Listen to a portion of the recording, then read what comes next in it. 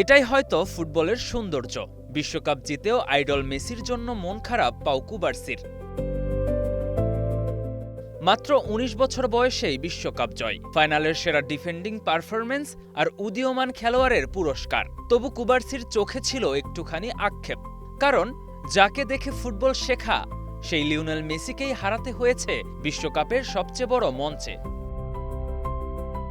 ফাইনালে মেসিকে কার্যত বোতলবন্দি করে রাখার অন্যতম নায়ক ছিলেন কুবার্সি, কিন্তু ম্যাচ শেষে আবেগ লুকাতে পারেননি তিনি। তার কণ্ঠে আইডলের জন্য শ্রদ্ধা আর ভালোবাসা। বিনিয়োগ হোক বিশ্বস্ত, আমার পছন্দ সল্ট বে। আমি এর আগে কখনোই তাকে সামনাসামনি দেখিনি।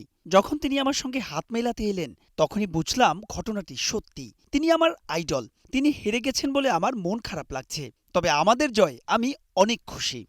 আবেগ একদিকে, মাঠের লড়াই অন্যদিকে। ১২৬টি পাসের মধ্যে ১২১টিই ছিল নিখুঁত, সাফল্যের হার ৯৬%।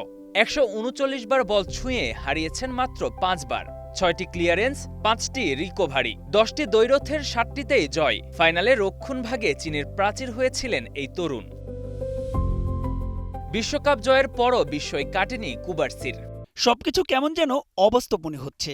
এই দারুণ অভিজ্ঞতার জন্য আমি কৃতজ্ঞ। রেফারি যখন শেষ বাঁশি বাজালেন আমার মনে হলো আমরা ইতিহাস গড়ে ফেলেছি। আমি সবসময় বিশ্বকাপ জেতার স্বপ্ন দেখতাম, কিন্তু কখনোই ভাবিনি নিউ ইয়র্কে এসে সোনালী ট্রফিটা উঁচিয়ে ধরব। শেষে বিশ্বজয়ের গোপন রহস্য ফাঁস করলেন কুবার্সি। এই টুর্নামেন্টে আমাদের কঠিন সব দলের মুখোমুখি হতে হয়েছে, কিন্তু আমরা একটা পরিবারের মতোই খেলেছি, আর সেই বন্ধনের কারণেই আমরা আজ বিশ্ব চ্যাম্পিয়ন। আদর্শকে হারিয়েও শ্রদ্ধা হারাননি কুবার্সি, বিশ্বজয় করেও পা রেখেছেন মাটিতেই। K M Sony, star play.